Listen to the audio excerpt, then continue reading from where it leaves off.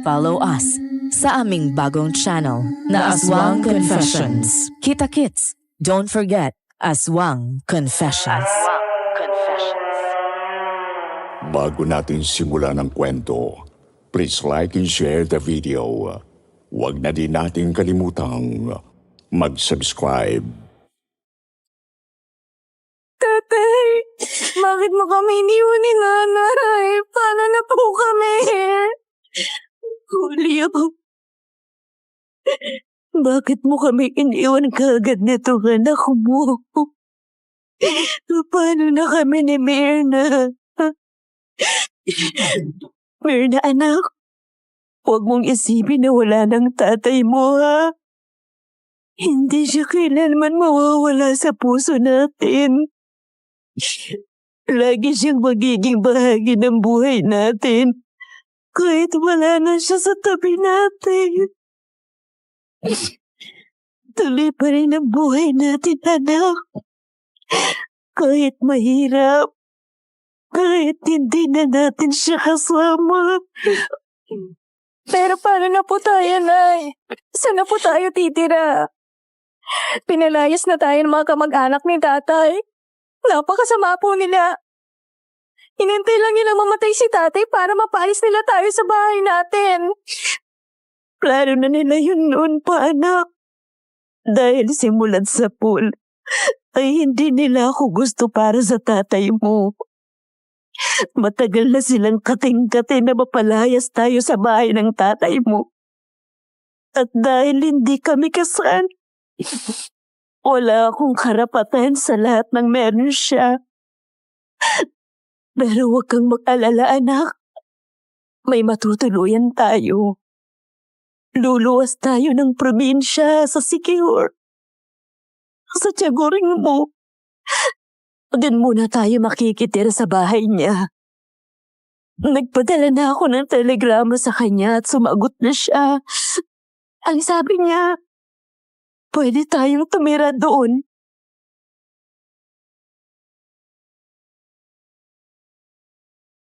Isang magandang araw, Sir Wilmore, at sa lahat ng mga solid listeners ng inyong channel.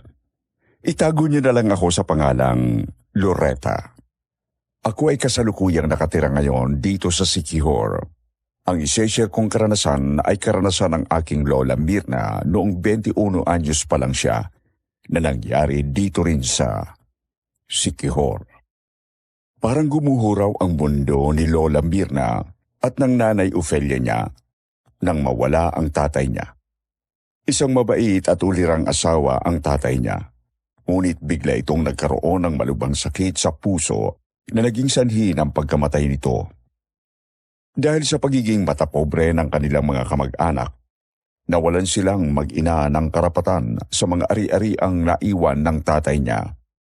Dahil dito naisip ng nanay niya na bumalik na lamang sa probinsya at makituloy sa tiyahin nitong si Tia Guring. Subalit hindi nila inakala na sa kanilang pagdating doon, pagluluksa pa rin pala ang kanilang madadatnan.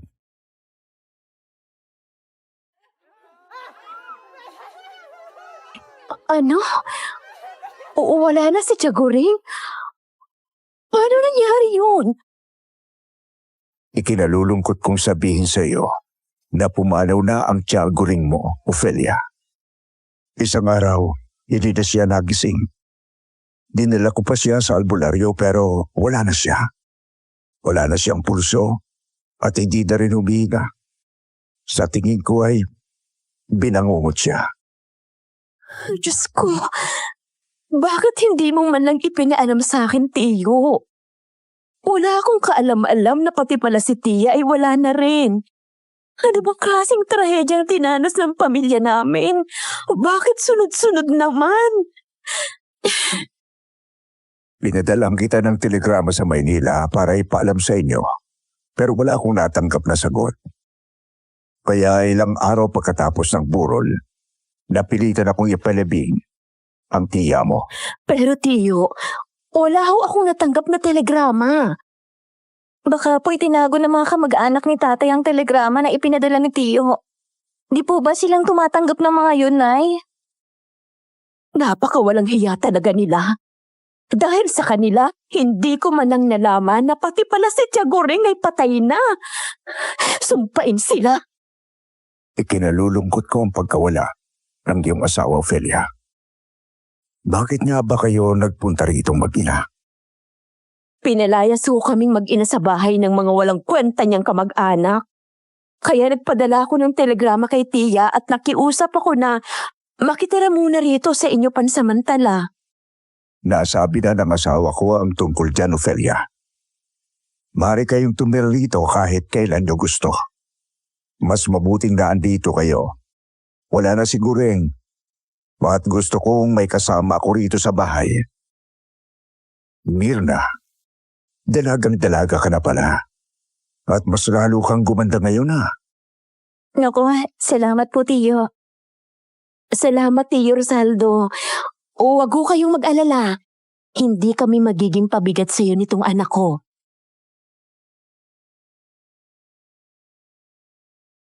Si Tio Rosaldo ang pangalawang asawa ng Tia Guring ng nanay ni Lola Mirna.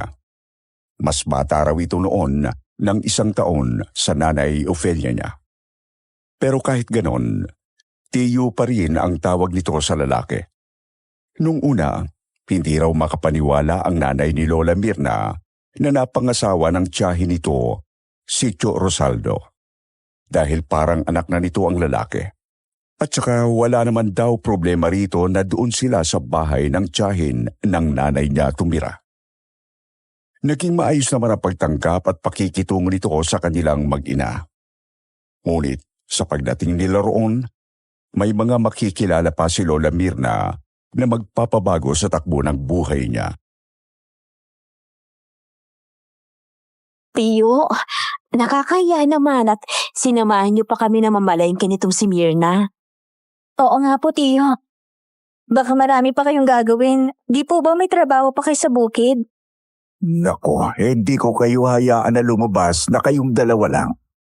Lalo pat delikado ngayon dito sa lugar natin. Delikado? Bakit delikado? Ano bang nangyayari dito? May gumagalang aswang sa lugar natin, Ophelia. Kaya ngayon pa lang ay sasabihan ko na kayong mag-ina na wag kayong lalabas sa gabi. O kung maaari, wag na kayong lalabas nang walang kasama. Aswang? May aswang ba dito sa Siquijor? Meron, anak. Merong aswang dito sa Siquijor. Noon pa man ay may mga nababalita ng aswang sa mga lugar dito, lalo na sa mga liblib na baryo. Pero hindi ko akalain na hanggang ngayon ay may aswang pa rin na gumagala rito. Akala ko'y nawala na sila, pero hindi pa pala. Iyan din ang akala ko. Na nawala na ang mga aswang pero kamakailan lang ay may nakakita raw sa aswang na kumakain ng lamang loob ng baboy doon sa kabilang baryo.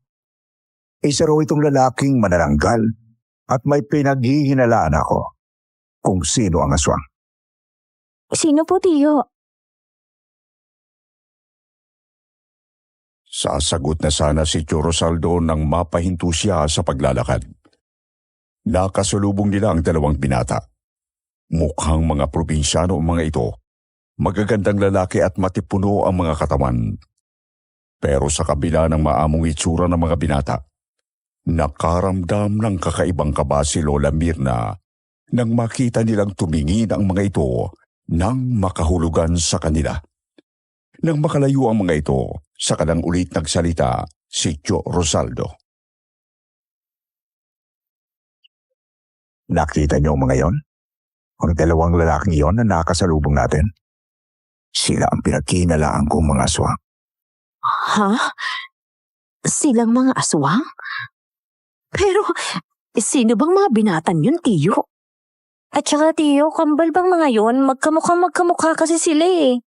Oo, kambal sila, Mirna. Ang pangalan nila ay Alex at Ariel. Mga dayulag sila sa lugar natin. Mula nang dumating sila rito, may mga hayop nang natatagpong patay dito sa lugar. Mga biyak ang tiyan at wala na ang mga laman loob. Tapos may nakakita nga sa manananggal na nambibiktima ng baboy sa kabilang baryo. Kaya nalaman namin na hindi lang dito na may merwesyo ang aswang, kundi pati na sa ibang lugar dito sa Siquijor. Nangagamba nga ang mga tao rito na baka sa susunod ay tao na ang biktimahin ng mga salot na yan.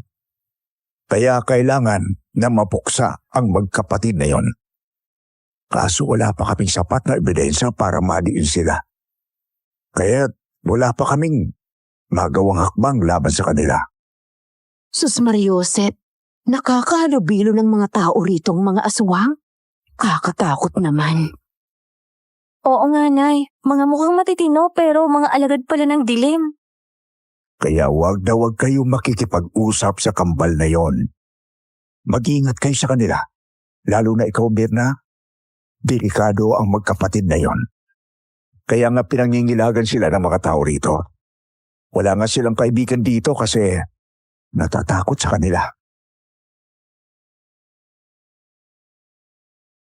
Pagbalik nila sa bahay, hindi rin maalis sa isip ni Lola Mirna ang sinabi ni Tio Rosaldo tungkol sa aswang at sa magkapatid na kambal. Nanghihinayang nga raw siya dahil magagandang lalaki ang magkapatid. Ngunit sa tuwing iniisip niyang aswang ang mga ito, hindi niya mapigilan ang manghilabot. Grabe. Hindi talaga ako makapaniwala na manananggal ang kambal na yon. Unang kita ko pa lang sa kanila. Agad na nakuha nilang atensyon ko. Mukhang maamo naman sila. Parang hindi gagawa ng masama. Pero bakit kaya sinabi ni Tio Rosaldo na silang pinaghihinalaan ng mga aswang na manananggal? Nakakapagtaka talaga. Hindi ba babae lang ang mga manananggal? Meron din palang mga lalaki. Ay.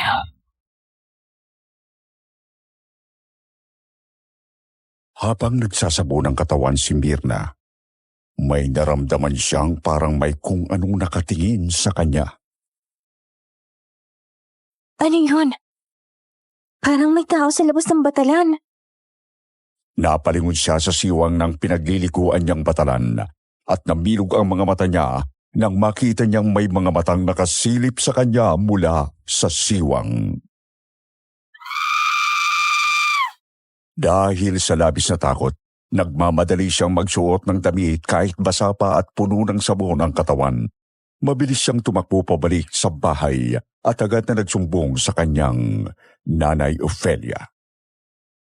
Nay! Nay! Oh, bakit ka ba sumisigaw, bata ka? Nay, sa may batalan po! May nakita po ako mga mata na naninilip sa akin habang naliligo ako. Ano? Naninilip ba ka mo? Sino naman ang maninilip sa'yo ron? Hindi ko po nakita eh. Basta mga mata na naninilip sa akin habang naliligo ako. Ano? Naninilip ba ka mo? Sino naman ang maninilip sa'yo ron? Hindi ko po nakita eh.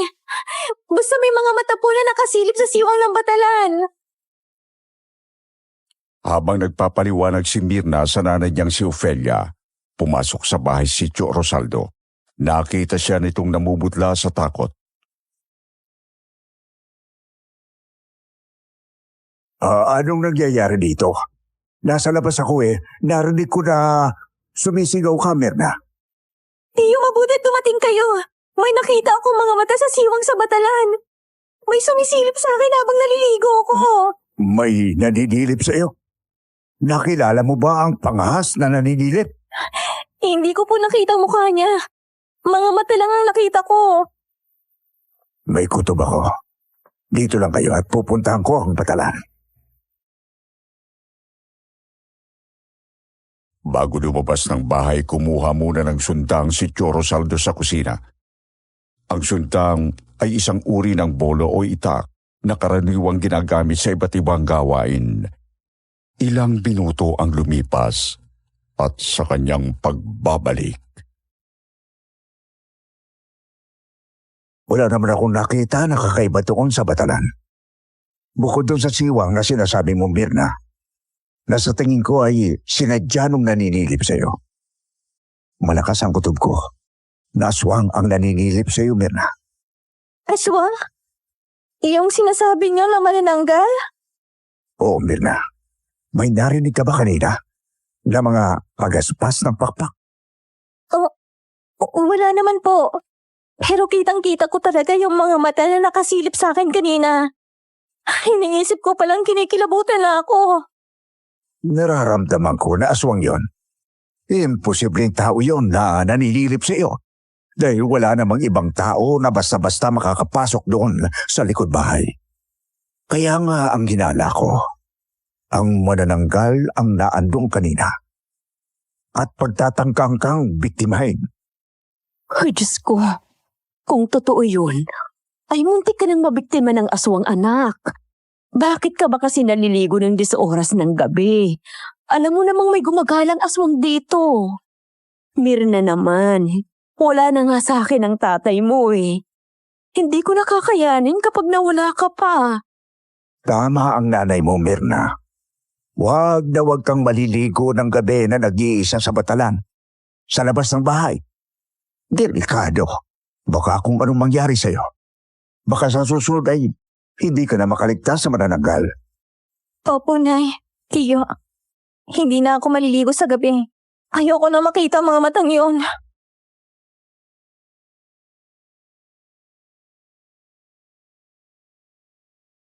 Nay, naririnig niyo po ba yon?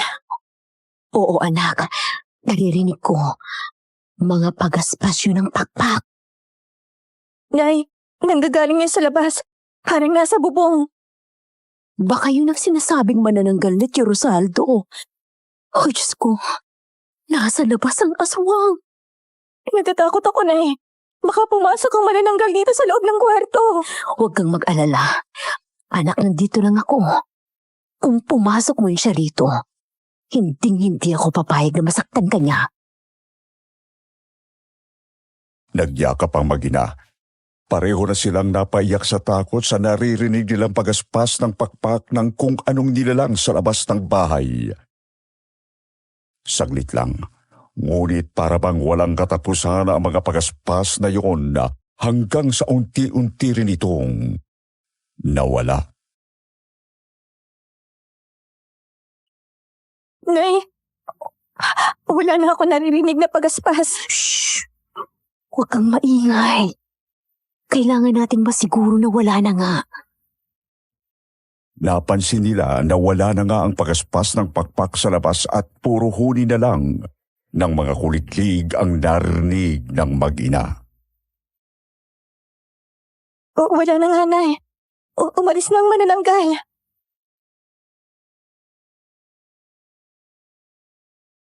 Nang matiyak nilang wala na ang aswang, nagmamadali silang lumabas ng kwarto at nagtungo sa kwarto ni Tio Rosaldo na nasa kabilang kwarto lang nila. Ginising nila ito at nang magising, napabalikwas din ito ng bangon.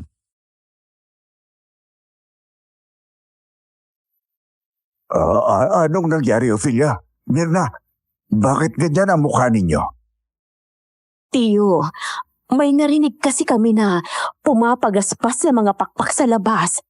Ay, dinig na dinig namin itong anak ko na nasa bubong yung mga pagaspas. Hinala namin. Iyon ang manananggal na sinasabi mo. Opo, baka binalikan ako ng manananggal. Oh, Diyos ko. Baka binalikan ng aswang na yun itong si Mirna. Hindi na tuloy ang plano niyang biktimahin ang anak ko habang naliligo kanina. Kaya ngayon siya aatake.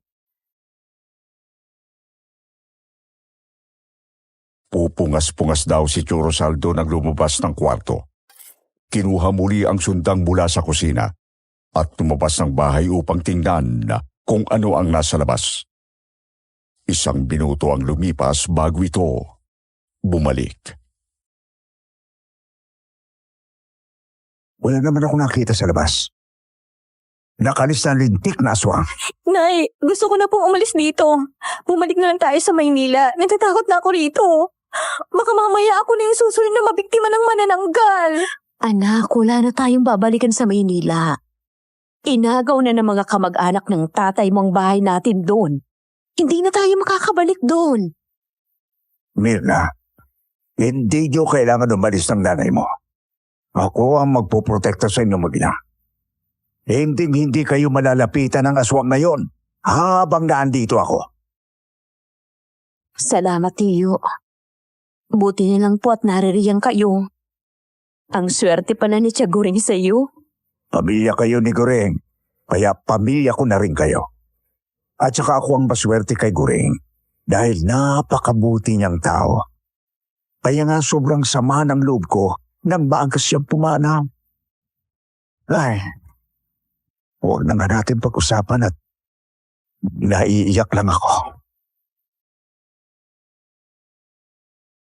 Sinabihan daw sila ni Tio Rosaldo na maglagay ng asin at bawang sa bintana ng kwarto nila para hindi makapasok doon ang aswang. Agad na naganap ng asin at bawang sina Nanay Ofelia at Lola Mirna sa kusina. Mirna anak, damihan mong asin ha.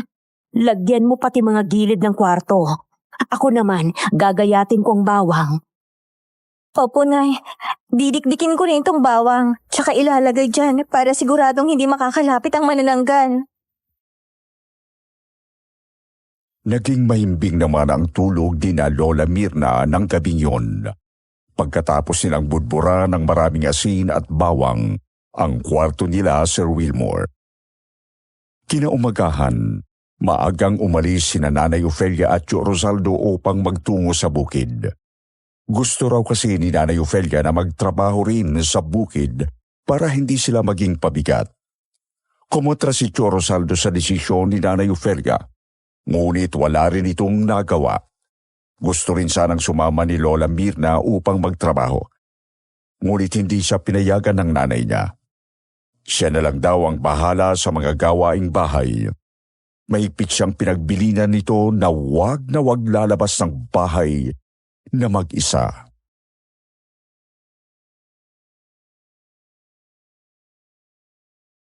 Ay, ang sarap maglakad-lakad.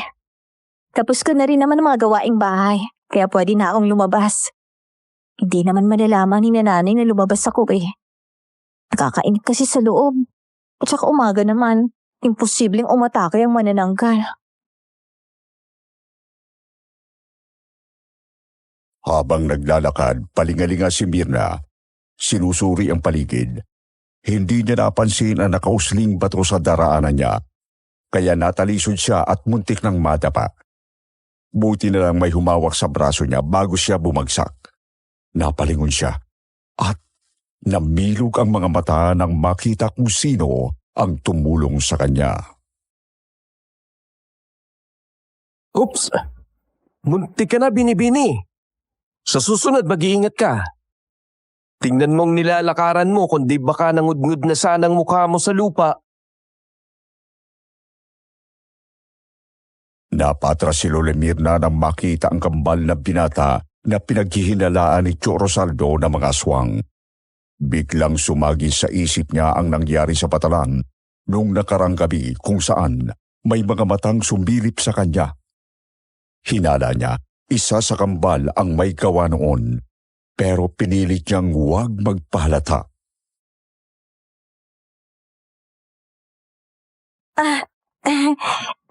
Salamat. Kasalanan ko. Hindi ko kasi tinitingnan ang dinaraanan ko eh. Walang anuman. Ano nga palang pangalan mo? Bago ka lang dito, no? Ang sunod na nagsalita ay isa sa kambal. Kitang-kita ni Mirna ang seryosong pagtitig sa kanya ng magkapatid. Kahit nasilayan niya muli ang magagandang mukha ng mga ito, hindi niya napigilan ang kilabot na dumadaloy sa kanyang katawan. Sa takot na matukoy ang kanyang tunay na pagkakakilanlan, nagbigay siya ng ibang pangalan. Beth. Ang pangalan ko ay Beth. Ang gandang pangalan. Bagay na bagay sa isang magandang binibini na katulad mo. Salamat. Hindi kami taga rito. Nagbabakasyon lang kami ng nanay ko rito. Ikinagagala ka naming makilala, Beth. Tulad mo, mga dayo rin kami rito. Nga pala, ako si Alex at etong kakambal ko na si Ariel. Nanggaling kami sa Capiz. Umalis kami ron kasi gusto naming magsarili. Mahigpit kasi ang mga magulang namin. Hindi kami nagkakasundo sa mga bagay-bagay. Kaya nagdesisyon kaming tumira sa ibang lugar. Ngayon, nandito kami sa Siquijor. Dito na kami nakatira. Meron kaming nabiling taniman ng mais at niyugan na siyang pinagkukunan namin ng ikabubuhay. Nang banggitin ng magkapatid na nagmula ang mga ito sa Capiz, ay mas lalo raw nanindig ang balahibo ni Lola Mirna. Bali-balita kasi sa lugar na iyon ay marami raw aswang. Kaya tatakbo na sana siya palayo nang bigla siyang natigilan sa sinabi ng kambal.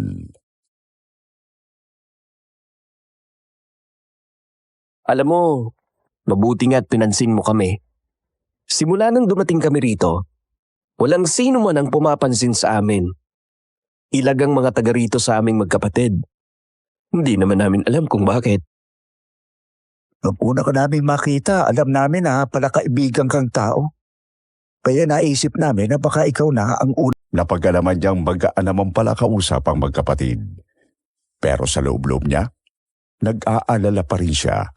Kaya naisip niyang magpaalam na. Baka makita pa siya ng nanay niya at Tio Rosaldo na kausap niya ang kambal at mapagalitan pa siya.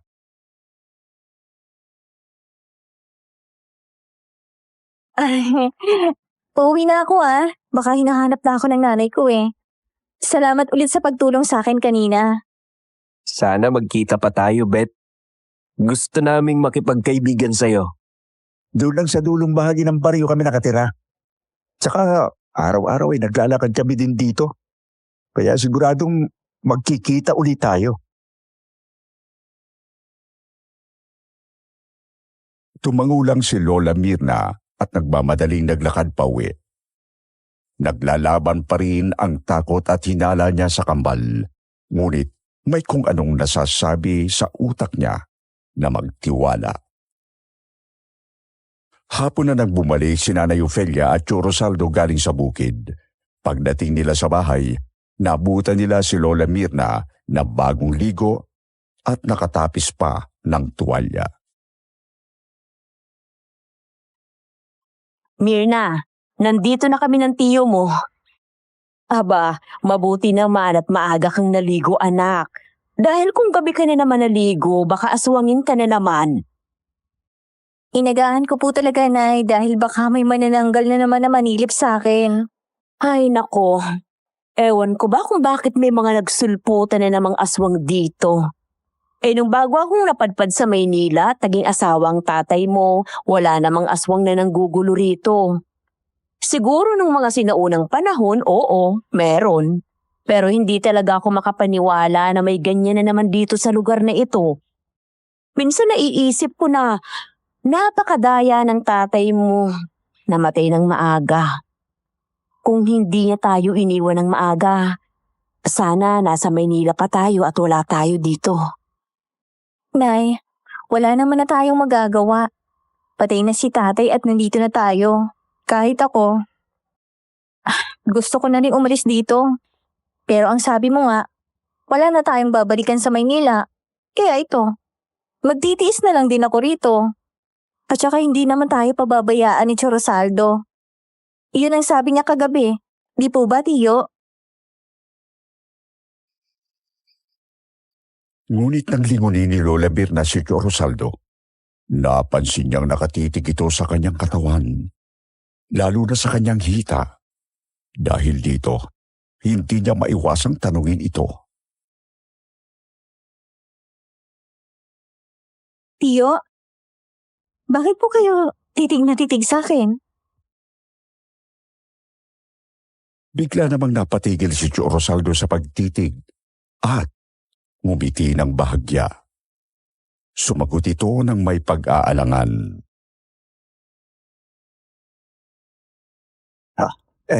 Napatitig lang ako, Mirna. Walang mali siya. Naganda lang ako sa iyo. Yun lang. Tumangulang si Lola Mirna sa sinabi ni Tio Rosaldo. Ngunit hindi pa rin nakaligtas sa kanyang pakiramdam ang hindi komportabling titig ng lalaki. Pasensya ka na, Mirna. Hindi ko kasi maiwasang hindi tumitig sa iyo eh. Napakaganda mo kasi pamangkin. Manang-mana ka rito sa nanay mo. Talagang magandang anak ko. Siyempre, pinagsamang lahi ko at lahi ng tatay niya. Tama ka, Ophelia. Kaya maswerte ang mapapangasawa ng anak mo. Napakaswerte. O siya, papasok na muna ako sa kwarto at magpapahinga. Mauna na kayong kumain ha. Mamaya na ako. Tirhan nyo na lang ako.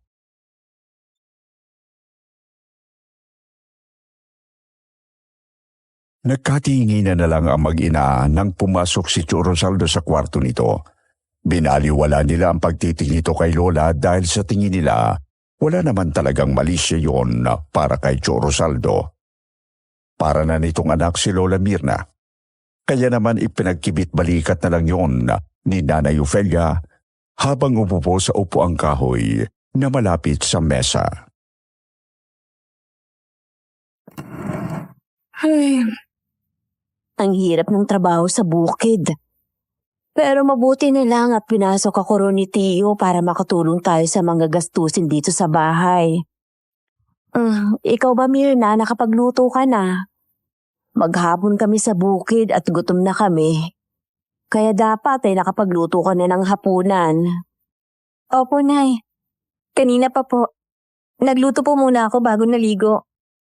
Lumabas ka ba kanina, ha? Mahigpit ang bilin ko sa'yo na huwag kang lalabas ng bahay. Natigilan si Lola Mirna at kinabahan. Alam niyang sinuway niya ang bilin ng nanay niya na huwag lumabas ng bahay. Dahil dito, nagdesisyon na lang siyang magsinungaling.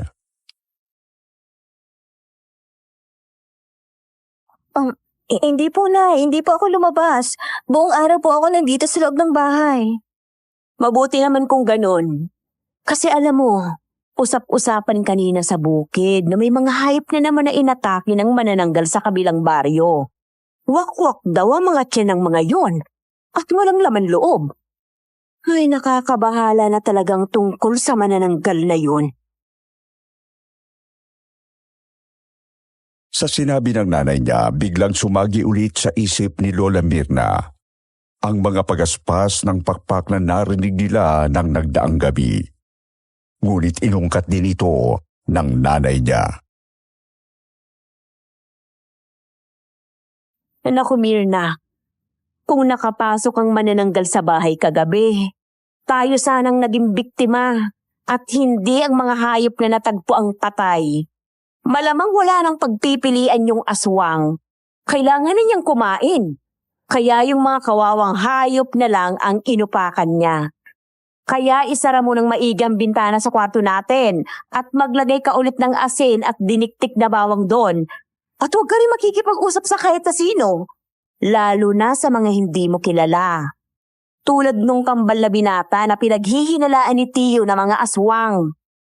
Pero Nay, naniniwala po ba talaga kayo na mga aswang sila? Yun ang sinabi ni Tio, di ba? Maniwala na lang tayo dahil taga rito rin si Tio Rosaldo. Kaya alam niya kung may kakaiba sa mga bagong dating dito. Mahirap na anak. Mas mabuti nang mag-iingat kaysa magsisi sa huli. Hindi natin alam kung anong kayang gawin ng mga yon.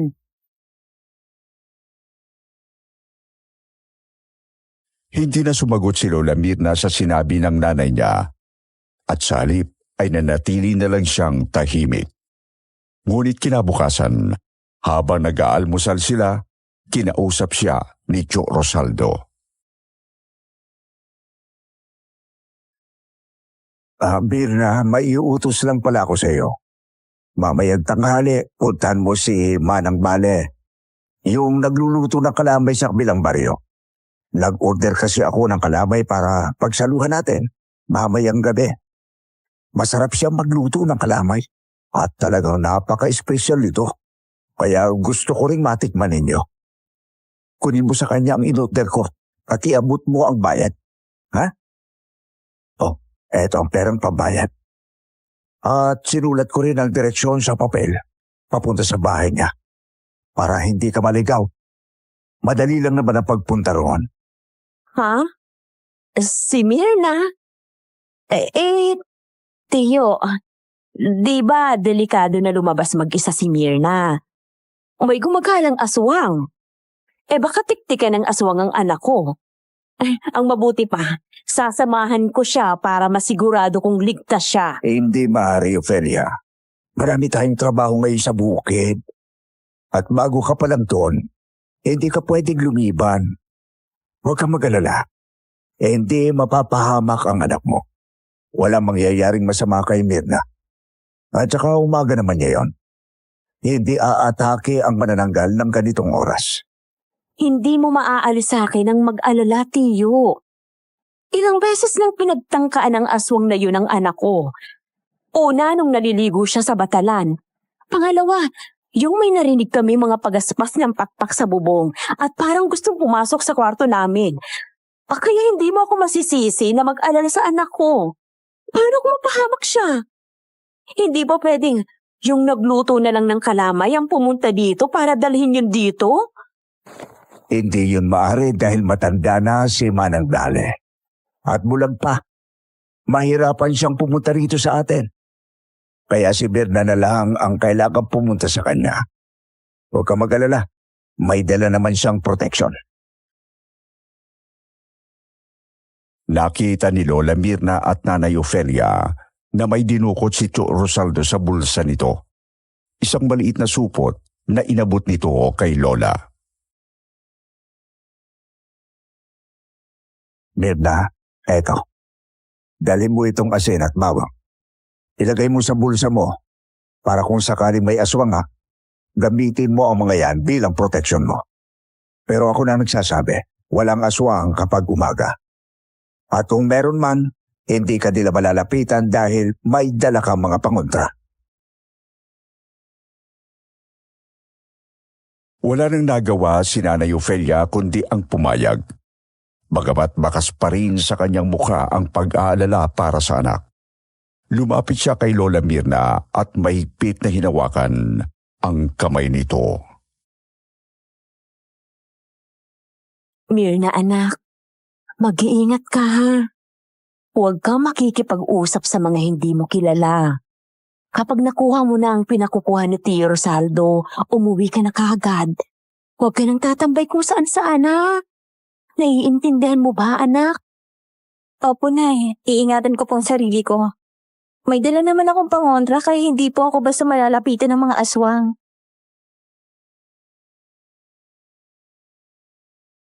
Bit-bit ang papel na may direksyon at ang supot na may lamang asin at bawang na ibinigay ni Tio Rosaldo.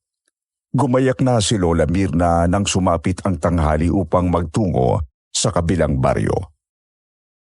Ngunit sa kanyang pagsunod sa utos ni Tio Rosaldo, wala siyang kamalay-malay sa napipintong panganib na nag-aabang sa kanya.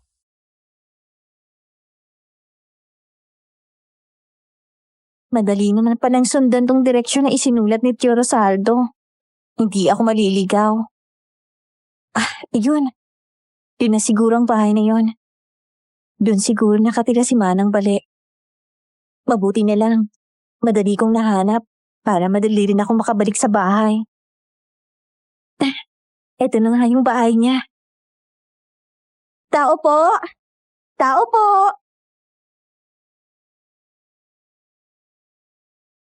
Agad na lumabas mula sa maliit na barong-barong ang isang matandang babae.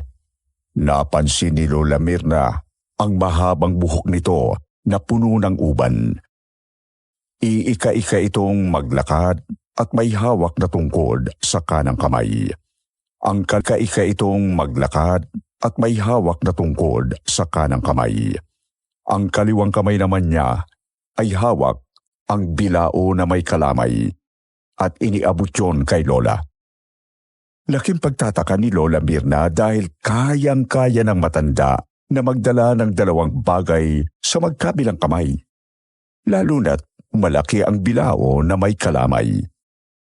Kahit pa wala itong nakikita. Tama nga si Tio Rosaldo. Bulag nga si Manang Bale. At labis niyang ipinagtataka, sinabi ng matanda na naramdaman itong paparating siya kaya lumabas ito ng bahay at dala na ang kalamay. Alam din daw nito na ipinadala siya ni Tio Rosaldo upang kunin ang inorder nitong kalamay. Bago ka lang ba rito sa lugar na to, Iha? Kaano-ano mo si Rosaldo? Ay, opo.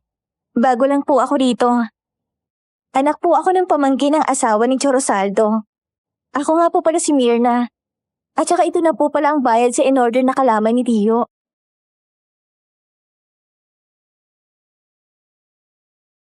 Tumangulang ang matanda bilang sagot. Matapos ang kanilang pag-uusap ay nagpaalam na si Lola Mirna. Salamat po, Manang ah. Sige po, aalis na po ako. Salamat din sa iyo, Iha. Ikumusta mo na lang ako kay Rosaldo, ha? At teka nga pala, mag-iingat ka sa pagbalik mo sa inyo. May nararamdaman akong hindi maganda. Hindi ko lang matiyak kung ano. Basta't mag-iingat ka sa daan. Sir Wilmore, sa sinabi ng matanda ay bigla raw kinabahan si Lola Mirna. Sa isip niya, baka aswang ang tinutukoy nito. Kaya dali-dali siyang nagpaalam at mabilis na naglakad pa uwi na hindi maipaliwanag ang kaba na unti-unting dumapo sa kanyang dibdib. Habang naglalakad si Lola Mirna sa mapunong kakahuyan na nag-iisang daang papunta sa bahay ni Tio Rosaldo, ay may narinig siyang kaluskos sa mga halaman at tiyabag ng mga paa sa lupa. Ano yun? Parang may gumagalaw sa likod ng mga halaman. At may mga naglalakad. Ay, baka aswang yun. Naku po ah, anong gagawin ko? Nangilabot si Lola Mirna sa narinig at sa isip niya ay tinititikan na naman siya ng aswang. Napansin din niya na malapit na palang magdilim. Kaya't dahan-dahan niyang kinuha ang supot na may asin at bawang mula sa bulsa niya na ibinigay sa kanya ni Tio Rosaldo at ilalabas yun. Kung ano man ang mangyari, magagamit ko to para protektahan ang sarili ko. Hindi niya kilala ang mga yun. Kaya nagtaka siya kung sino ang mga lalaking yun at bakit humarang ang mga ito sa kanya. Sino kayo? Anong kailangan niyo sa akin? Hindi sumagot ang dalawang lalaki, bagkus ay dahan-dahang humakbang ang mga ito palapit sa kanya. Agad na kumuha si Lola Mirna ng asin mula sa supot at isinabo yun sa dalawang lalaki. Ibinato rin niya ang bawang sa direksyon ng mga ito. Layuan niyo ako, mga aswang! Hindi niyo ako magagalaw hanggat meron ako asin at bawang! Ngunit laking gulat ni Lola Mirna nang makita niyang hindi man lang natakot o nasaktan ang dalawang lalaki sa asin at bawang na isinaboy niya sa mga ito. Tumawa lang ng malakas ang dalawang lalaki.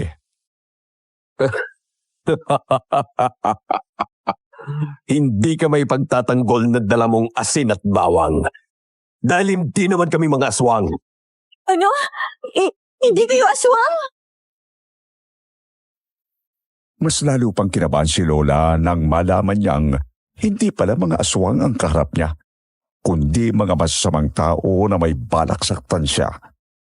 Dahil sa matinding takot na bitawan niya ang bilao ng kalamay at nagmamadaling tumakbo, ngunit hindi siya nakalayo dahil agad siyang nahabol ng dalawang lalaki.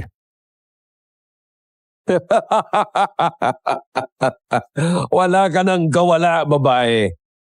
Hindi mo na kami matatakasan. Anong kailangan niyo sa akin? Maawa na kayo sa akin! Parang awa niyo na! Imbis na makinig ay hinawakan siya ng isang lalaki sa kaliwang braso at hinila siya. Kasunod nito ay isa pang lalaki ang sumunggap sa kanyang kanang braso. Hawak siya ng mahigpit sa magkabilang panig. Maniwan niyo ako! Pakawalan niyo ako! Huli ka na! Kailangan mong sumama sa amin! Sa inyo ba ako dadalhin? Ayoko sumama sa inyo! Wala ka nang magagawa. Sasama ka sa amin sa ayaw at sa gusto mo! Napasigaw si Lola Mirna at pilit na kumakawala sa dalawang lalaki na nakahawak sa kanya. Akala niya ay matatangay na siya ng mga ito. Kaya't sa sobrang takot niya, nang hina ang katawan niya at muntik na siyang mawala ng malay. Ngunit biglang may dumating na isang malaking itim na aso na hindi nila alam kung saan ang galing.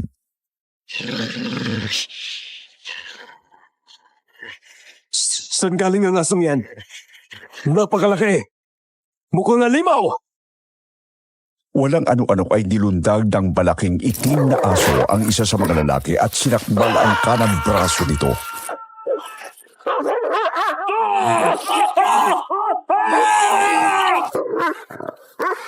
Pagkatapos, ang sunod na inatake ng itim na aso ay ang isa pang lalaki at sinakmal ito sa balikat.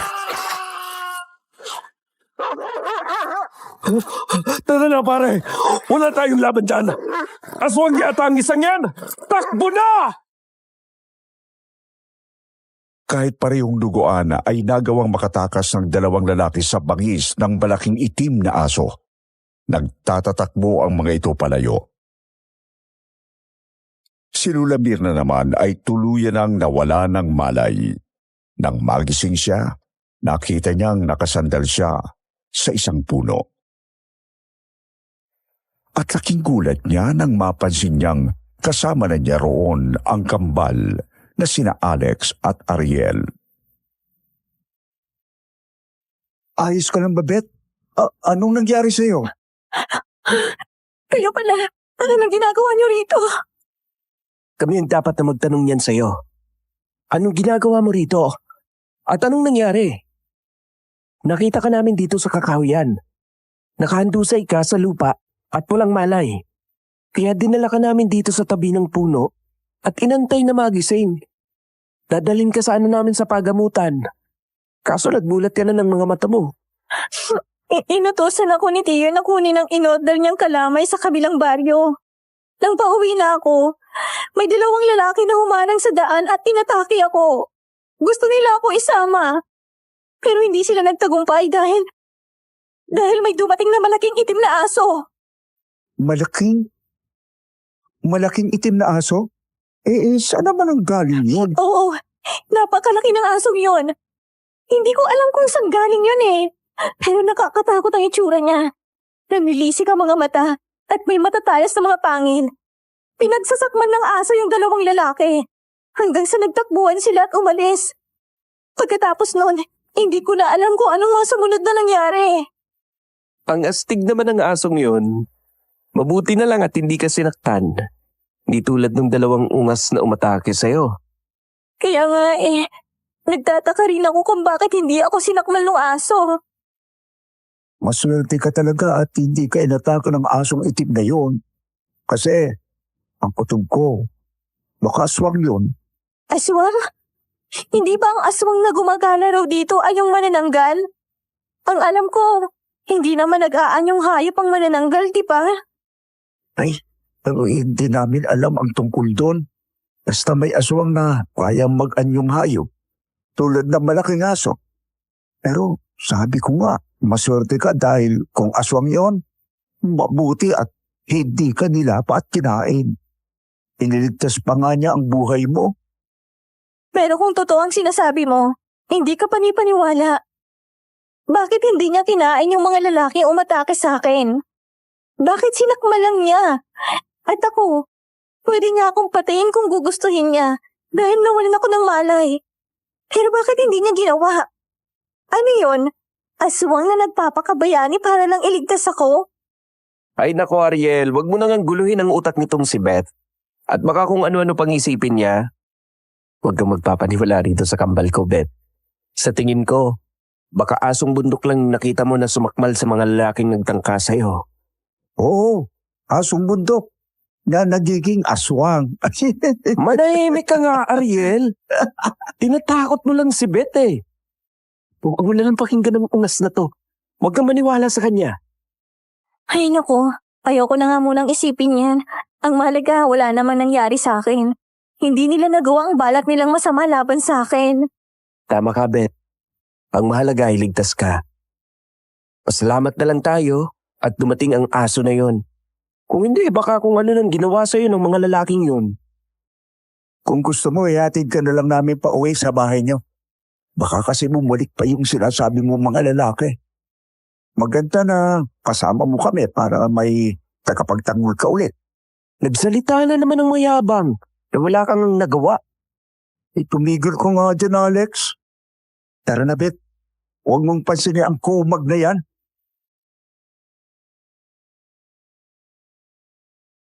Hindi napigilan ni Lola Mirna ang matawa sa magkapatid. Sa mga sandaling yon, nakadama siya ng kapanatagan habang kasama ang kambal. Malayong malayo sa sinasabi ni Tio Rosaldo na ang dalawa ay mga aswang. Parang ayaw na ni Lola Mirna na maniwala rito at nais na niyang pagkatiwalaan ng buo ang kambal.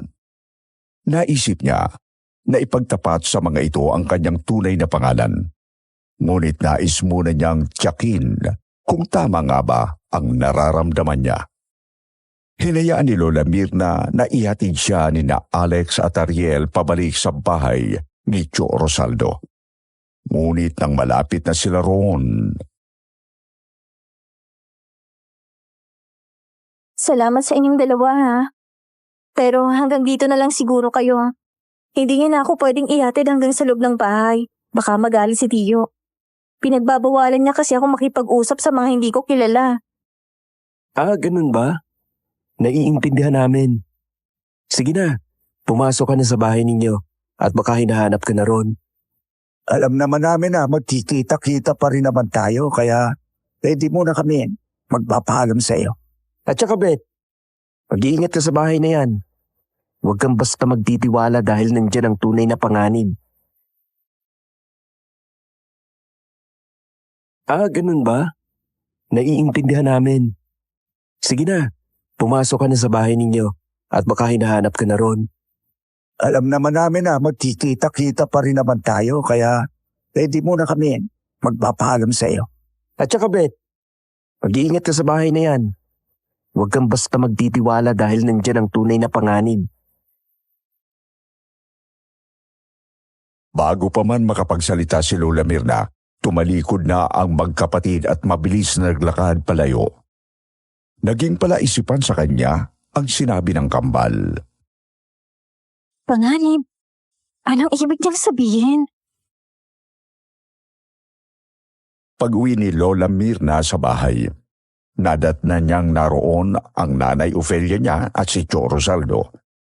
Sa pagkakita sa kanya ng nanay niya, agad itong nagmamadaling lumapit sa kanya. Mirna, bakit ngayon ka lang? Nag-aalala na ako sa iyo. Dapat kanina ka pa nakauwi, di ba? Naku, saan ka pa ba nagpunta bukod sa bahay ng matandang nagluluto ng kalamay? May nangyari po kasi. Ha? Anong nangyari? Kinakabahan naman ako sa iyong bata.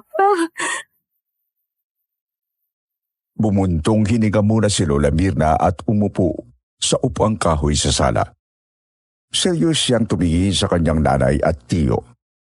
Ngunit napansin niyang tila nagulat pa si Tio Rosaldo sa kanyang pagdating.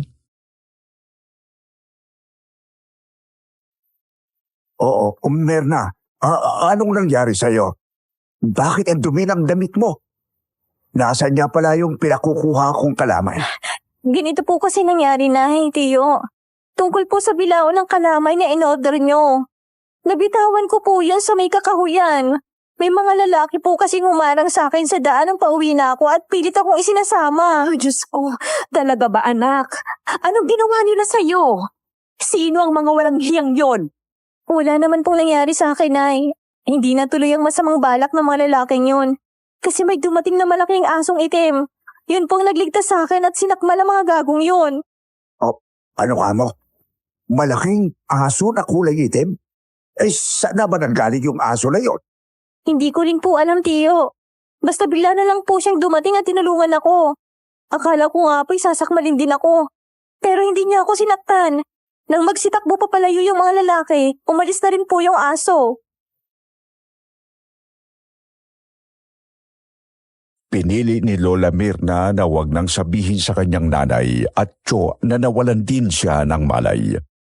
Dahil ayaw niyang magdulot pa yon ng dagdag na pag-aalala sa mga ito. Ngunit napansin niyang tila naguguluhan si Tio Rosaldo at mukhang malalim ang iniisip nito. Parang hindi ito mapakali. Tiyo, pasensya na po. Nawala ko yung bilao ng kalamay. Hindi ko po sinasadya. Ayos lang yan, Mirna. Ang mahalaga ay ligtas ka at walang masamang nangyari sa'yo. Sige na. Lalabas muna ako at may pupuntahan pa ako. Huwag niyo akong hintayin. Mauna na kayong maghapunan.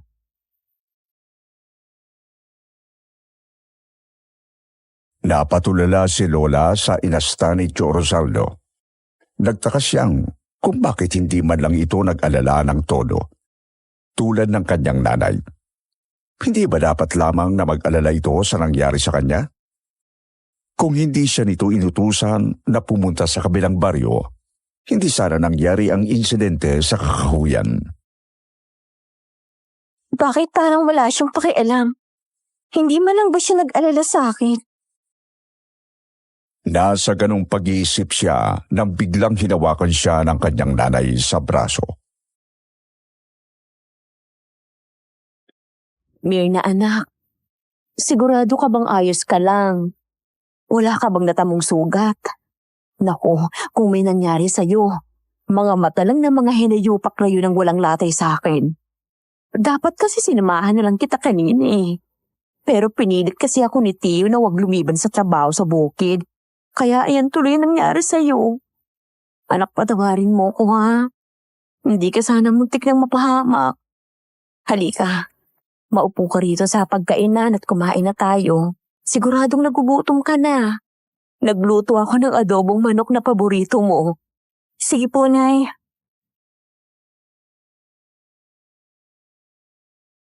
Hindi na rin sinabi ni Lola Mirna sa nanay Ofelia niya na inihatid siya ng kambal na sina Alex at Ariel na pinaghihilalaan ni Tio Rosaldo ng mga aswang.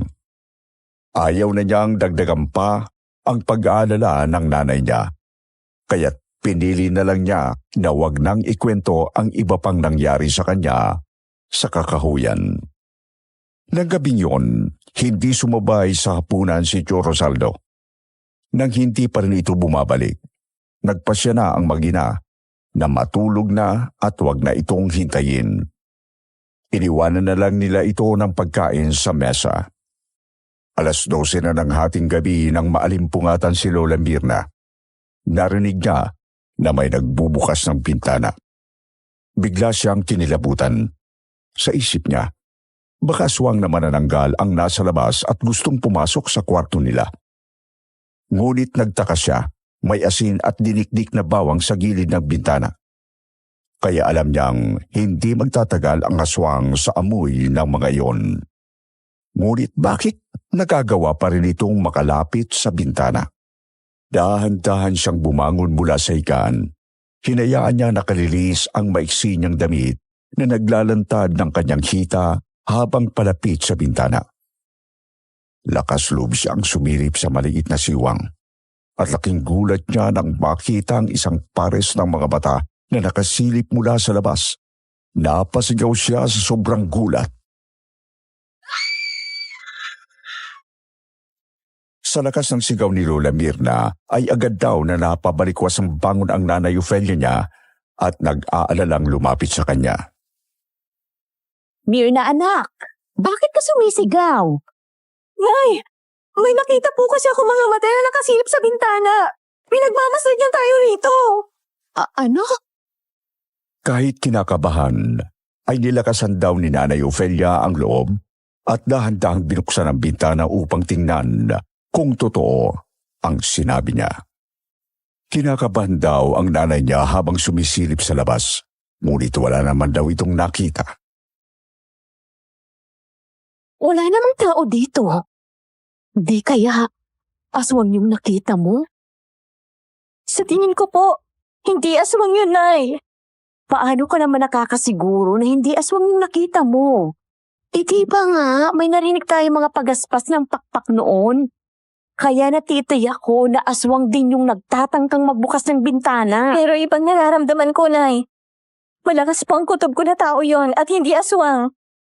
Hindi makakapasok ang aswang dito dahil sa asin at bawang na nakalagay sa bintana. Teka. Oo nga no. Hindi basta makakalapit ang aswang kapag may pangontra. Pero kung hindi aswang yun, sino yun, anak? Hindi ko rin po alam. Tara, Nay. Sabihan natin si Chorosaldo tungkol sa nangyari. Nagpasya sila na lumabas sa kwarto nila upang ipaalam kay Tio Rosaldo ang nakita ni Lola na mga matang nakasilip sa bintana. Ngunit nang puntahan nila ito sa kwarto nito, wala na ang lalaki. Wala pa si Tiyo. Hindi pa pala siya bumabalik. Ay naku, hating gabi na. Delikado na sa labas dahil sa gumagalang aswang. Baka mabiktima siya ng manananggal kung hindi pa siya uuwi. Habang nag-aalala si Nanay Ofelia sa hindi pag-uwi ni Tio Rosaldo, may nabubuo namang hinala si Lola Mirna kung bakit hindi pa ito bumabalik. Bigla niyang naalala ang sinabi ni Alex na mag-iingat siya dahil nasa bahay lang ang panganib. Naguguluhan siya kung bakit nasabi yon ng isa sa kambal. Hindi pa niya masabi sa nanay niya ang kanyang hinala dahil kulang pa siya ng ebidensya, pero sa isip niya, aalamin muna niya ang katotohanan. Nang sumunod na araw, umaga na nang dumating si Rosaldo sa bahay. Pagbukas niya ng pinto, agad siyang sinalubong ng mabangong amoy ng nilulutong almusal ni Nanay Ofelia at Lola Mirna sa kusina. Nakaupo si Mirna habang hinihiwa ang bawang, habang si Ofelia naman ay nag-iinit ng mantika sa kawali. O Tiyo, asan ka ba nang galing? Bakit ngayon ka lang umuwi? Pasensya na, Ofelia. Nalasing kami ng kumpare ko kagabi. Nakitulog na lang ako sa bahay ni paring Kulas. Kaya hindi ako nakauwi. Nag-alala kami sa iyo eh. May gumagala pa namang aswang sa lugar natin. Kagabi nga ay may nangyari dito. Nangyari? Anong nangyari rito? May nagtatangka magbukas ng bintana sa kwarto namin. Nang sumilip ako sa siwang, may nakita ko mga matang nakasilip. Hindi ko makakalimutan ang mga mata na yon, Tiyo. Bangga matang nakasilip. Baka naman aswang yun na gustong makapasok sa kwarto nyo. Baka yung manananggal na nagtangka rin sa iyo sa batalan, Mirna. Pero sa palagay ko, hindi yun aswang, Tiyo. Tao ang nagmamay-ari ng mga mata na yun na nakita ko. Natigilan si Tio Rosaldo sa sinabi ni Lola Mirna. Malalim ang iniisip nito at tila natulala. Tiyo, ano't hindi ka na nakapagsalita dyan? Wala. Parang sumamalap ang pakiramdam ko. Baka gutom ka lang, Tiyo. Mabuti pa sumabay ka na sa amin sa almusal habang mainit pa itong sinangag at danggit. Salamat na lang, Ofelia. Pero busog ako. Magpapahinga na lang muna ako sa kwarto. Nang makapasok si Tio Rosaldo sa kwarto, nagkatinginan sina Lola Mirna at Nanay Ofelia. Nagtataka sa tila kakaibang kilos ng lalaki. Alam mo anak, napapansin ko, parang may nag-iba sa ugali ni Tiyo. Dati-rati naman sumasabay siya sa atin kumain at nakikipagkwentuhan. Pero ngayon, palagi nilang malalim ang iniisip. Parang umiiwas sa atin. Oo nga, Nay. Hindi na siya tulad ng dati. May nagbago na talaga sa kanya. Napailing na lang si Nanay Ofelia ng mga sandaling yon. Samantalang may naglalaro na sa isip ni Lola Mirna. Hindi ako naniniwala sa sinabi ni Tiyo. Parang may itinatago siya. Kailangan kong alamin kung ano yon. Nang araw ding yon, nagiya si Nanay Ofelia na mamalingki sila sa bayan. Habang naglalakad, napansin nila ang umpukan ng mga tao. Lumapit sila roon at nagulat sa kanilang nakita. Isang bangkay ng lalaki. Nakahandusay ito sa lupa, wakwak ang tiyan at walang lamang loob. Oh, Diyos ko! Siguradong biktima yan ng manananggan. Tingnan mo! Nakakadiri! Halos maggutay-gutay ng katawan ng lalaking yan. Nay, kilala ko itong lalaki. Isa siya sa mga lalaking humarang sa akin sa kakahuyan. Siya yung gustong tumangay sa akin pero inatake ng itim na aso. Ano? Yan ang isa sa mga nagtangkang kumuha sa iyo, anak? Opo, Nay. Tandang-tanda ko ang pagbumukha ng lalaking yan. Siya yun, Nay. Eh di mabuti nga sa kanya. Dapat lang sa kanya yan, anak. Ay, salamat talaga sa manananggal na yun na pumatay sa lalaking yan. Pero, Nay, parang may kinalaman ang pagkabatay ng lalaking yan sa pagtatangka nila sa akin nung kasama niya. Iniisip ko yun kung sino talagang pumatay sa kanya. Ang manananggal ba? O yung itim na aso na nagligtas sa akin? Dinig na dinig nila ang usapan ng mga tao sa umpukan. Natatakot ang mga ito dahil hindi na lang mga hayop ang binibiktima ng manananggal, kundi pati tao na. Kaya nababahala na ang mga ito. Si Lola Mirna naman ay matigas ang paniniwala na may koneksyon ang pagkamatay ng lalaking nakita nila sa nangyari sa kanya sa kakahuyan. Pero hindi pa niya mabuo kung ano yon. Pag-uwi nila sa bahay, hindi pa rin daw makalimutan ni Nanay Ofelia ang nakitang bangkay ng lalaki. Nandidiri raw ito sa nasaksihan at galit na galit.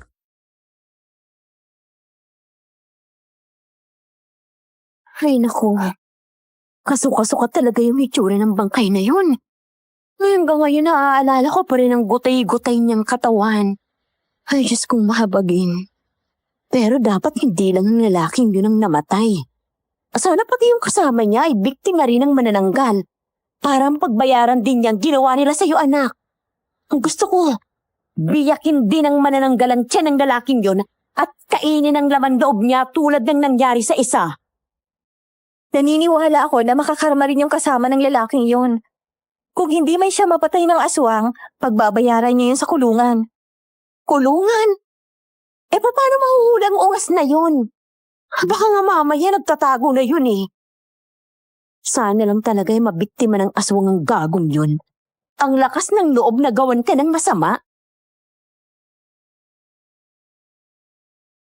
Nasa ganung tagpo sila nang maramdaman nilang lumabas na mula sa kwarto si Tio Rosaldo. Tiyo, mabuti naman at lumabas ka na dyan sa kwarto mo. Maayos na bang pakiramdam mo? Oo, maayos na ang pakiramdam ko. May pupuntahan lang ako ha. Siguro gabi na ako makakauwi. Aalis ka na naman. Ay, mamaya ka na umalis, Tiyo. Nagluto ako ng sinigang na isda. Namili kami ni Mirna sa bayan. Naisip kong ipagluto ka ng masarap na sinigang para naman gumaan-gaan ang pakiramdam mo. Halika na, mananghalian ka muna. Salamat na lang, Ofelia. Pero hindi pa ako nagugutom. Mamaya na lang siguro pagbalik ko. Dali-dali raw lumabas ng bahay si Tio Rosaldo nang hindi man lang tumingin kay Lola Mirna. Halata talagang umiiwas ito. Kaya isinagawa ni Lola Mirna ang plano niyang imbestigahan si Tio Rosaldo. Hindi kasi talaga matahimik ang isip niya kung may anong bumubulong sa kanya na may hindi tama sa mga ikinikilos ng lalaki. Kaya palihim niya itong sinundan. Siguradong may itinatago kang lihim, Tiyo. Ngayon ko malalaman kung tama ang hinala ko sa'yo.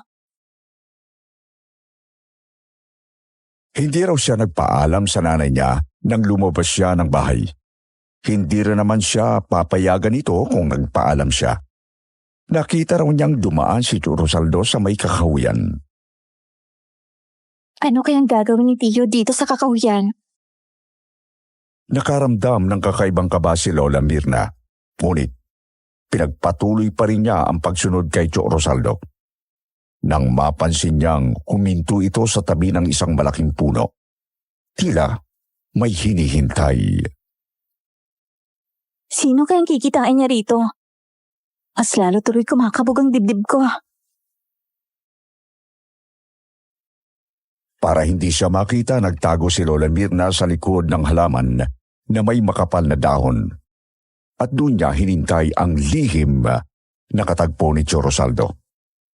Hindi nagtagal, may dumating na isang lalaki at lumapit kay Tio Rosaldo.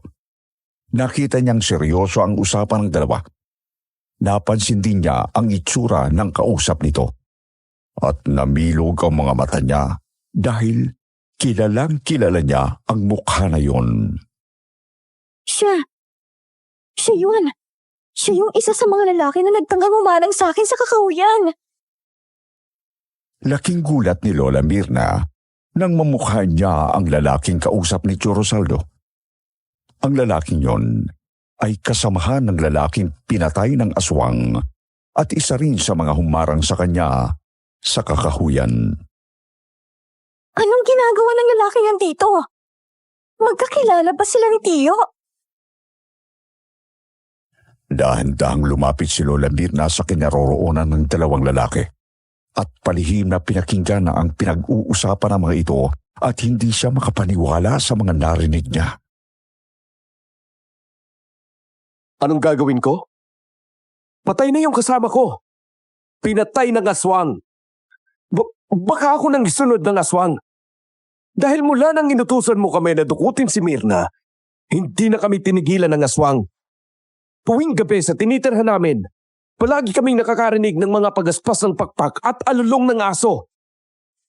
Gago ka pala eh. Ang laki niyong gonggong. Kung hindi lang sana kayo pumalpak sa pagdukot sa babaeng yon, di sana, walang problema. Tapos isisisi mo pa sa akin na ginugulo kayo ng aswang. Anong kinalaman ko dyan? Ang sabihin mo, wala kayong diskarte. Kaya tama lang yung nangyari sa kasama mo. Kasi bobo! Kahit ano pang sabihin mo, basta ayoko na. Iba na lang ang utusan mo. Ayokong mapatay ng aswang. Gago ka talaga.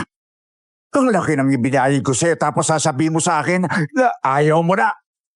Hindi. Tapusin mo ang nasimulan nyo. Kailangan tulungan mo ako na makuha ko ang babae yun. Hindi mo ba nakita kung gaano kaganda si Mirna?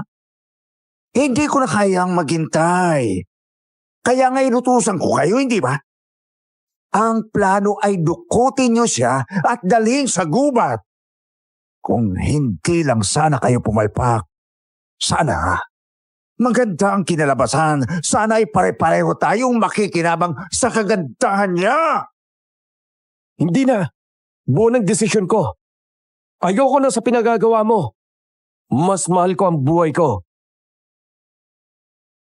Sa narinig ni Lola Mirna ay hindi na niya mapigilan ang matinding galit na nag-uumapaw sa kanyang dibdib. Mabilis siyang lumabas mula sa kanyang pinagtataguan at walang pag-aalinlangan na hinarap si Tio Rosaldo at ang lalaki.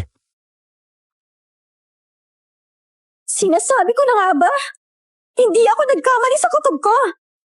May masama kang balak sa akin. Para raw binuhusan ng mainit na tubig si Tio Rosaldo nang biglang lumitaw si Lola Mirna na ang mga mata ay nagliliyab sa matinding galit. Pinagkatiwalaan ka namin ni nanay. Pero anong ginanti mo? Pinagtangkaan mo pala ako ng masama.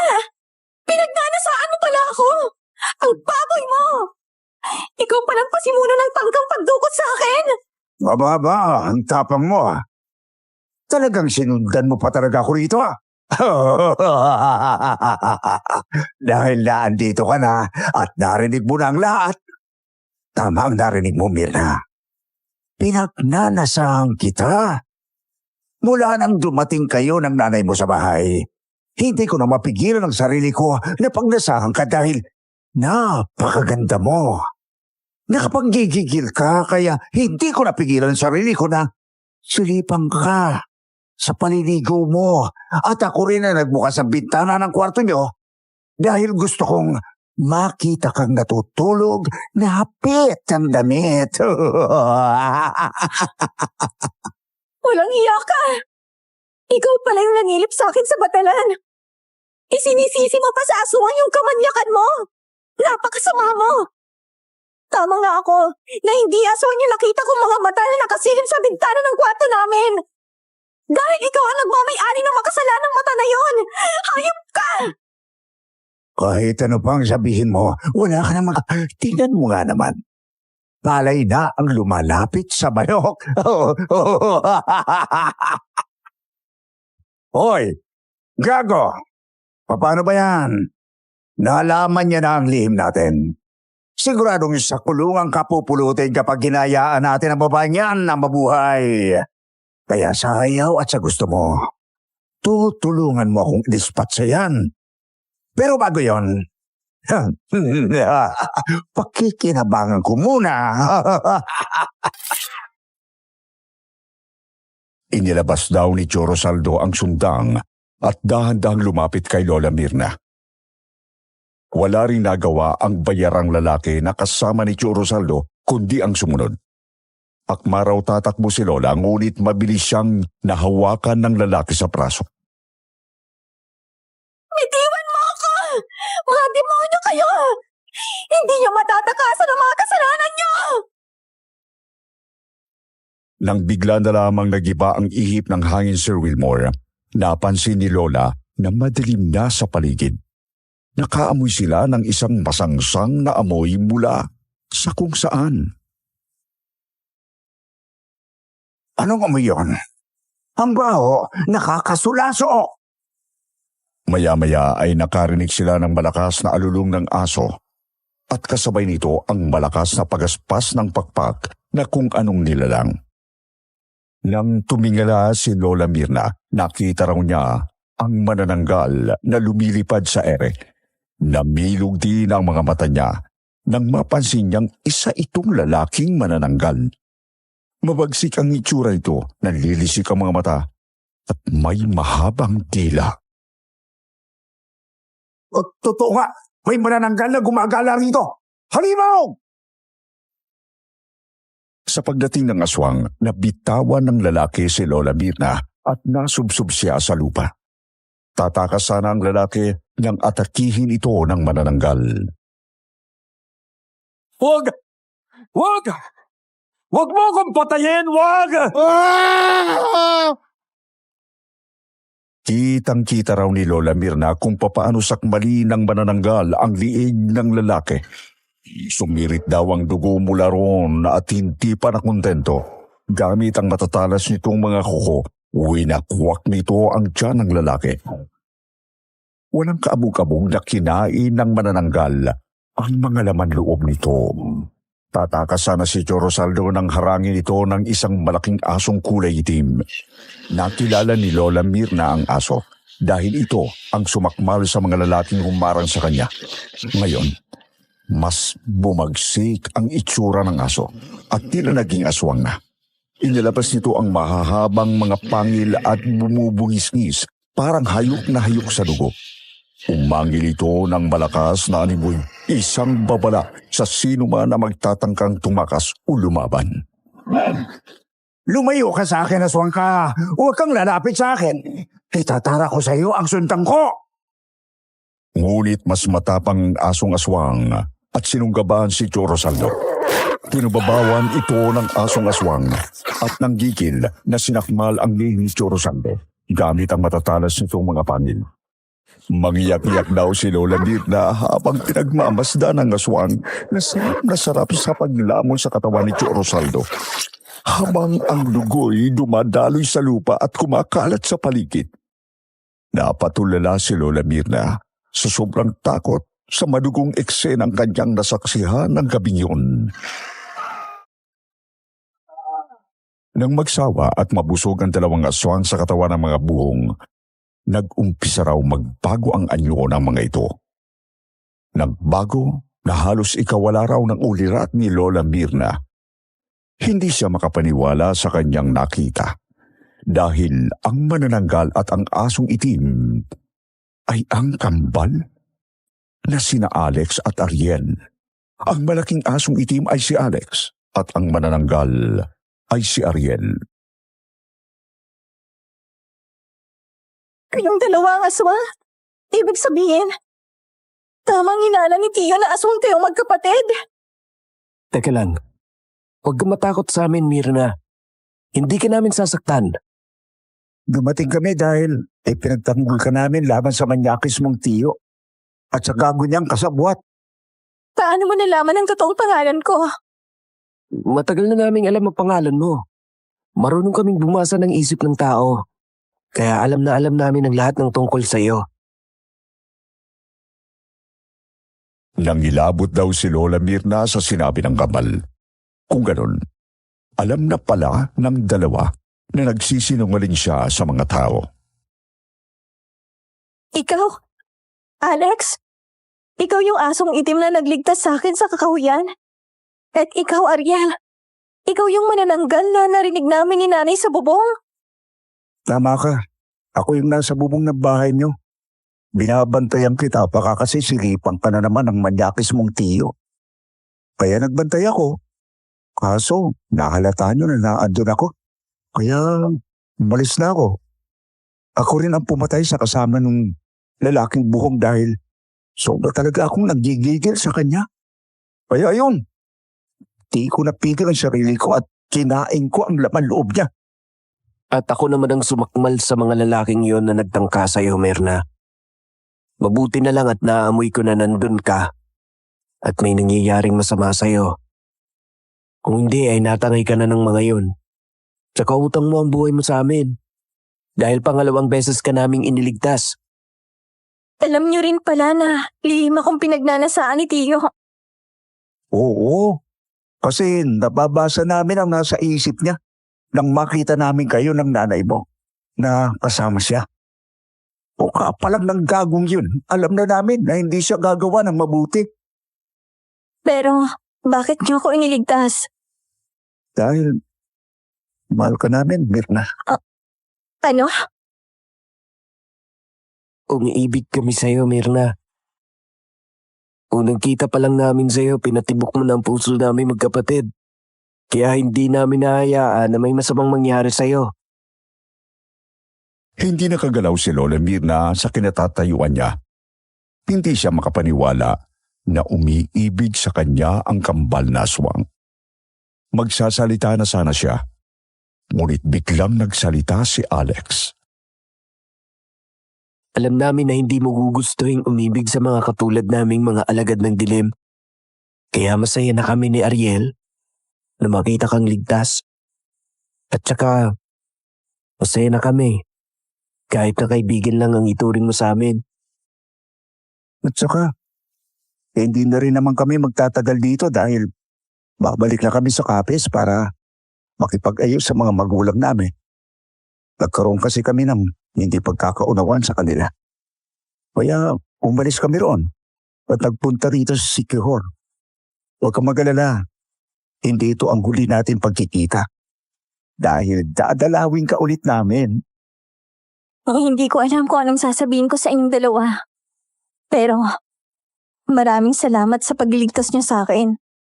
Tatanawin kong malaking utang na loob ang ginawa niyo. Patawarin niyo rin ako kung nagsinungaling ako sa inyo. Salamat din, Mirna. Huwag mo lang isipin yun. Nauunawaan ka namin. Sige na, baka hinahanap ka na ng nanay mo. Bumalik ka na sa kanya. Kami naman ay aalis na at babalik na kami sa Capiz. Pagkikita pa rin tayo. Nga pala, hindi talaga kami kumakain ng karne at lamang loob ng tao. Mga hayop ang pagkain namin. Nagawa lang naming pumatay ng tao para iligtas ka.